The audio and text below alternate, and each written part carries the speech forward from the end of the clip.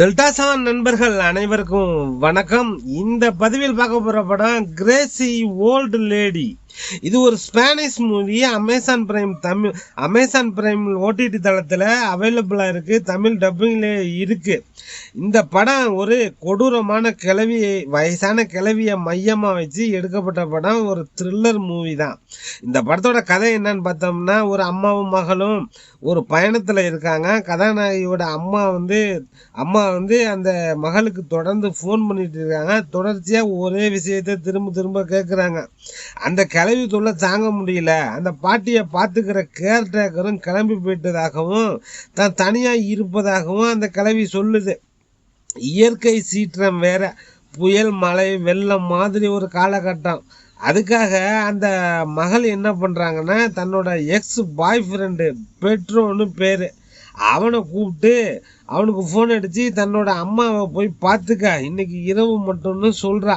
Girl friend கெஞ்சி கேட்டதும் பெட்ரோவும் சரி பாட்டியை பார்த்துக்கலாம், அவன் வர்ற வரைக்கும் அப்படின்னு கிளம்பி போனால் அந்த பாட்டி சூனியக்கார கிளவியாக மாறி ஹீரோவை மண்டையிலே அடித்து லாக் பண்ணி இவனை வச்சு செய்து சித்திரவதை பண்ணி கொடூரமாக கொடுமைப்படுத்துது.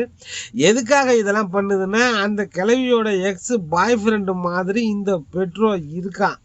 இந்த கிளவி கொஞ்சம் ஞாபக மறதி நோயினாலையும் பாதிக்கப்பட்டிருக்கு.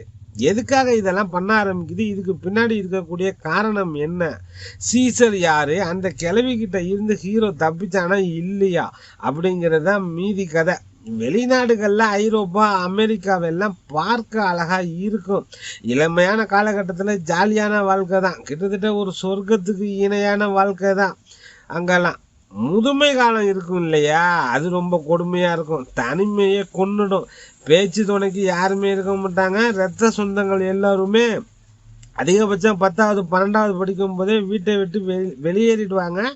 பேரண்ட்ஸு தான் பிள்ளைகளை படிக்க வைக்கணும், பார்த்துக்கணும் அப்படின்லாம் ஒன்றுமே கிடையாது. ஸ்கூலுக்கும் பக்கத்தில் ஒரு ஹோம்லேயோ தன் பாய் ஃப்ரெண்டு இல்லை கேர்ள் ஃப்ரெண்டு கூட ஒரு ரூம் எடுத்து தங்கிப்பாங்க. பார்ட் டைம் ஜாப்லாம் ஸ்கூலே ஏற்பாடு பண்ணி கொடுக்கும்.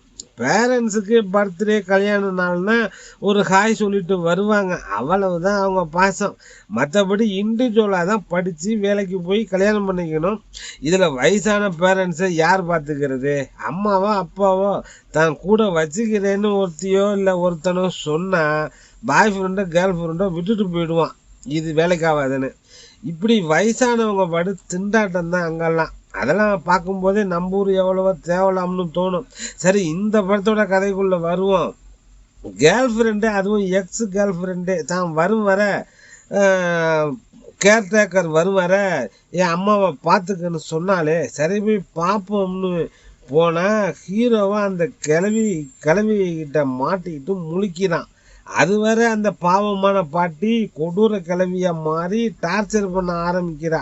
அதுதான் இந்த படத்தோட மையமே. அதுலேயும் ஏன் இதெல்லாம் பண்ணுறா, அடுத்து என்ன நடக்க போகுதுன்னு ஒரு சின்னதாக பரபரப்பு படத்தில் இருக்குது. அந்த வீட்டோட பேஸ்மெண்ட்டில் ஏதோ இருக்குது அப்படிங்கிற மாதிரி ஒரு பில்டப் பண்ணி வச்சுருக்காங்க. அடல் கண்டென்ட் எல்லாமே படத்தில் இருக்குது. ஒரே மாதிரி டார்ச்சரை திரும்ப திரும்ப காட்டுறாங்க. ஒரு ஒன் டைம் வாட்சிங் தான். பார்க்கணும்னு நினைக்கிறவங்க பாருங்க. டெல்டா செவன் சேனல் நண்பர்கள் அனைவருக்கும் நன்றி. பிரைம் வீடியோ ஓடிடி தளத்தில் தமிழ் டப்பிங்கில் அவைலபிளாக இருக்கு. நன்றிகள் பல பல.